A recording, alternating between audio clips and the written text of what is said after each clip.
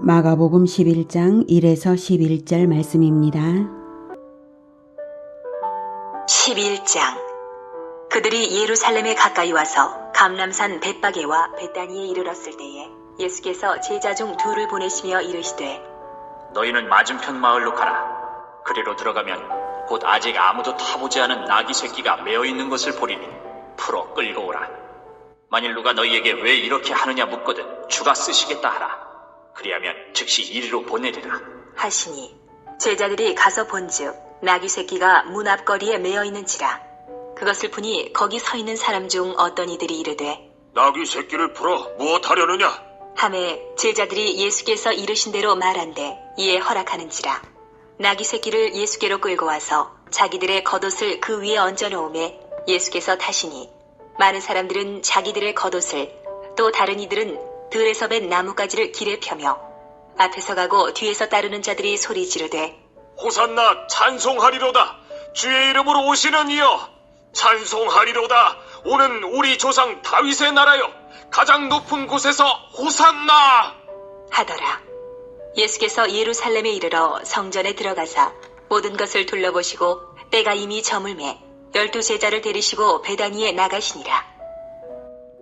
사랑하는 형제 여러분, 9월 25일 토요일 새벽 묵상에 오신 것을 환영합니다. 예수님의 공생의 마지막 여정을 거쳐서 드디어 종착지에 들어갈 시점이 임박했습니다. 바로 예루살렘이죠. 여기서 5일 후 금요일에는 십자가에 달려 돌아가실 것입니다. 이미 예수님께서 여러 차례 죽음과 부활을 예언하셨고요. 자, 1절. 그들이 예루살렘에 가까이 와서 감람산 벳바게와 베다니에 이르렀을 때에 예수께서 제자 중 둘을 보내시며 베다니는 예수님이 소생시키신 나사로가 있는 마을인데요. 여기가 베다니입니다. 그리고 이쯤이 벳바게이고요. 여기는 올리브산, 감람산이고요. 올리브산을 이렇게 넘어서 가면 골짜기이고요. 여기가 예루살렘 성전이 있습니다. 벳바게 11절에 보면 저물 때에 베다니에 나가신 것을 말하죠. 그래서 이 베다니를 숙소로 해서 여기서 이 한 주간 예루살렘과 베다니를 오가실 것입니다.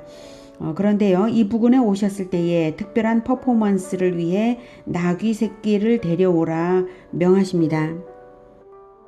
2절. 이르시되 너희는 맞은편 마을로 가라. 그리로 들어가면 곧 아직 아무도 타보지 않은 나귀 새끼가 매여 있는 것을 보리니 풀어 끌고 오라. 여기서 맞은편 마을은 베다니와 벳바게 중간쯤에서 명하신 것으로 볼 때에 맞은편 마을이 바로 벳바게인 것 같아요. 자, 거기로 들어가서 이리이리 해라 하시죠. 3절. 만일 누가 너희에게 왜 이렇게 하느냐, 즉 나귀 새끼를 풀어 가려고 하면 왜 나귀 새끼를 데려가느냐 이러면 묻거든 주가 쓰시겠다 이렇게 대답을 하라. 그리하면 즉시 이리로 보내리라 하시니. 네. 예수님은 눈앞에 보이지 않는 것도 다 아십니다. 어디에 나귀 새끼가 있는지 아시죠? 일이 어떻게 될지도 다 아십니다. 누가 물을 것이고 그리고 대답한 대로 보낼 것이다 다 아십니다. 전지하신 하나님으로서의 신성을 나타내신 부분이시고요. 아무도 타보지 않은 나귀 새끼를 쓰고자 하시는 것은 세속의 일에 종사한 적이 없는 순수한 자를 주의 종으로 원하시는 것이라 생각이 됩니다. 그런 메시지를 주는 것입니다. 우리가 주의 일에 전적으로 쓰임받고자 할 때에 세속 일을 하다가 인생 막바지에야 주님 앞에 나오는 경우들도 많은데요.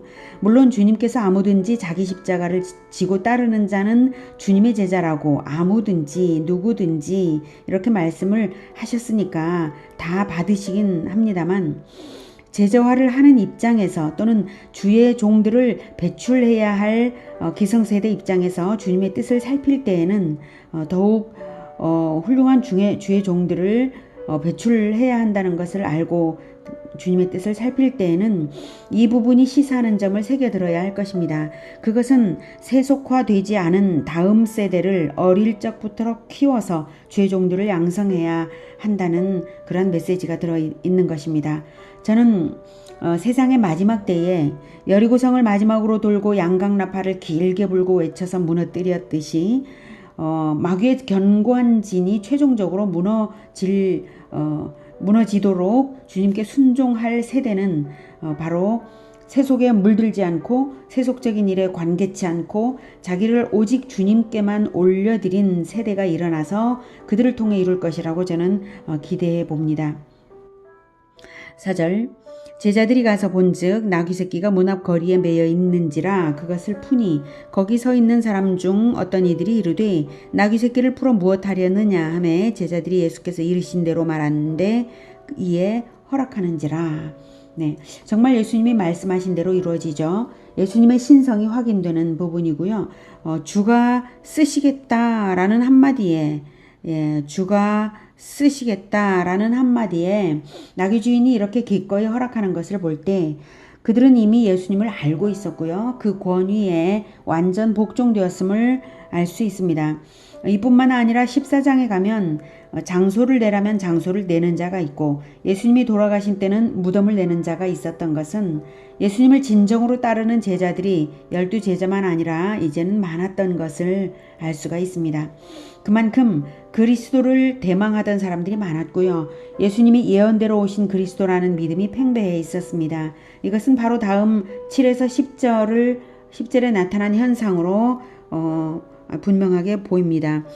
7절 나귀 새끼를 예수께로 끌고 와서 자기들의 겉옷을 그 위에 얹어 놓음에 예수께서 타시니 많은 사람들은 자기들의 겉옷을 또 다른 이들은 들에서 벤 나뭇가지를 길에 펴며 앞에서 가고 뒤에서 따르는 자들이 소리 지르되 호산나 찬송하리로다 주의 이름으로 오시는 이여 찬송하리로다 오는 우리 조상 다윗의 나라여 가장 높은 곳에서 호산나 하더라. 네, 이 호산나는 구원하소서라는 뜻의 히브리어인데요. 기원문이지만 단순히 종교적 환호를 나타낼 때 씁니다. 중국에서 황제에게 만세 만세 만만세 하듯이 말입니다. 제자들이 겉옷을 폈는데요. 이스라엘 사람들의 겉옷은 어깨를 덮는 네모난 천을 말하고요. 겉옷을 펴는 행위는 존경하는 자에게 자기의 모든 것을 바치며 복종한다는 뜻이기도 하고요. 또한 전쟁에서 승리한 개선 장군에게 이와 같이 합니다. 즉 제자들은 이제 드디어 예루살렘에 입성하심으로써 메시아 왕국을 세우실 것을 기대하고 있었음을 알 수가 있습니다. 그러자 마치 약속이라도 한 듯이 많은 무리가 겉옷을 펴거나 나뭇가지를 펴면서 선창과 후창으로 찬송을 불렀습니다. 이 일이 이렇게 이루어진 것은 예수님에 대한 기대가 얼마나 드높았는지를 보여주고요. 또한 스가랴 9장 9절의 예언대로 이루어진 일입니다. 스가랴 9장 9절 시온에 따라 크게 기뻐할지어다 예루살렘에 따라 즐거이 부를지어다 보라 내 왕이 내게 임하시나니 그는 공의로우시며 구원을 베푸시며 겸손하여서 나귀를 타시나니 나귀의 작은 것 곧 나귀 새끼니라. 네, 시온의 딸 예루살렘의 딸은 그곳 주민들을 의미하고요. 그러니까 백성을 의미하죠. 마치 왕이신 신랑을 맞이하는 신부인 듯이 표현한 것입니다. 여기서 나귀 새끼를 타신 이유까지도 예언되어 있습니다. 그는 공의로우시며 구원을 베푸시며 겸손하여서 나귀를 타신 것입니다. 즉 공의만을 나타내는 전쟁 영웅이라면 말을 타는 것이 어울릴 텐데요. 예수님은 공의와 구원을 베푸실 뿐만 아니라 겸손하심으로 말이 아닌 나귀 새끼를 타신다는 것입니다. 전쟁용 말이 아닌 짐을 지는 나귀, 그것도 나귀 새끼를 타심으로써 전혀 전쟁과는 어울리지 않는 이미지, 평화의 이미지를 보이시는 것입니다. 이 장면이 함축하는 의미는 여러 가지입니다. 첫 번째로는 이제 군중 행동이 형성될 만한 정치 문화가 이스라엘에 조성되어 있었어요. 그것은 마치 광화문에서 집회를 하면 동조하는 행인들도 많이 참가하여서 정치적 메시지를 연호하는 것과도 같습니다. 이스라엘 역사에는 헬라 제국의 폭력적 지배에 맞서서 애국적 영웅 마카비가 혁명을 일으켜 승리하고 100여 년 동안 하스모니안 왕조를 세워서 통치했던 일이 있기에 군중행동 결집이 예루살렘에서는 종종 일어났던 것입니다. 그것이 정치적인 전통처럼 된 것이죠. 물론 이것을 단순히 우연에 의한 것이라고만 볼 수는 없는 것이 앞에서 가고 뒤에서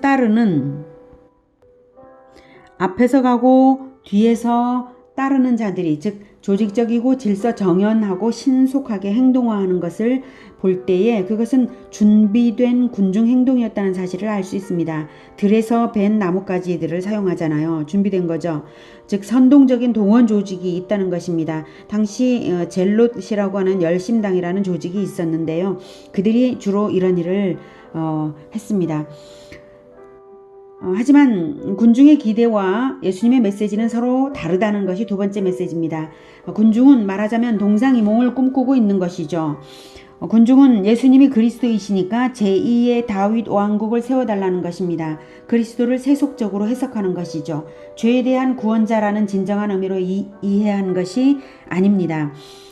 그러나 예수님은 군중의 기대를 알기에 그 기대대로 마카비와 같은 전쟁 영웅이 될 것이 아니며 오히려 왕은 왕이 돼 평화의 왕이라는 메시지를 나귀 새끼를 타심으로써 보여주고 계신 것입니다. 왕은 왕이지만 섬기는 왕이시요 짐을 지는 왕이시요 겸손한 왕이십니다. 그래서 극치의 겸손으로 십자가를 지시기까지 하나님을 위하여 자기 백성을 섬기실 왕이십니다. 세 번째 메시지는 군중과 예수님의 마음이 동상이몽일지라도 하나님은 그 모든 것을 사용하셔서 예언대로 이루시고 계신 것입니다. 예수님도 예언대로 이루시고자 나귀 새끼를 타신 것이고요. 하나님은 말씀하신 것을 반드시 그대로 이루신다는 것을 보여주고 계십니다. 그러므로 예수님께서 진정 승리자요 왕으로서 많은 무리에게 찬송받으실 일은 분명히 완전히 성취됩니다. 예수님의 재림 때에 아무도 능히 셀 수 없는 무리가 예수님을 찬송할 것이 또한 예언되었기 때문입니다.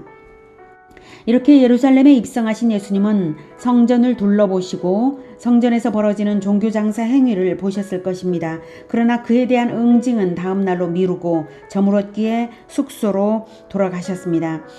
오늘은 구약 예언대로 이루시며 왕으로 환영받으시면서도 종처럼 섬기는 겸손의 왕으로 입성하신 예수님을 만났습니다. 예수님과 같으신 왕은 역사에 없습니다.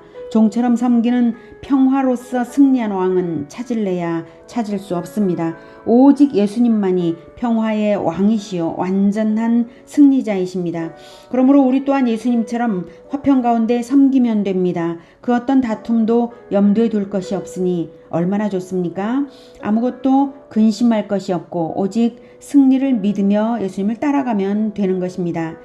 예수님 편에 서는 것만이 필요합니다. 그러면 승리는 우리 것입니다. 승리자 편이니까요. 승리는 이미 확보되어 예정되어 있습니다. 우리는 다만 주께서 쓰시겠다 하시면 내어드리는 것이 필요할 뿐이죠. 나귀 새끼와도 같은 마음으로 주님을 태워드리는 우리 모두가 되기를 축복합니다.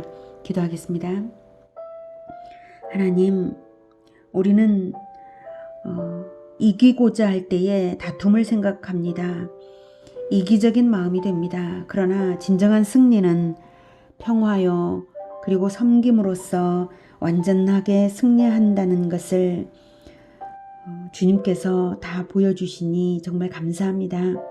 우리는 다만 주님을 따르기만 하면 되고 주님께서 쓰시겠다고 하시는 대로 내어드리기만 하면 되는 것을 생각할 때 참으로 화평 가운데 평안 가운데 평강의 길을 걸으며 승리할 수 있다는 이것이 얼마나 좋은지 모르겠습니다.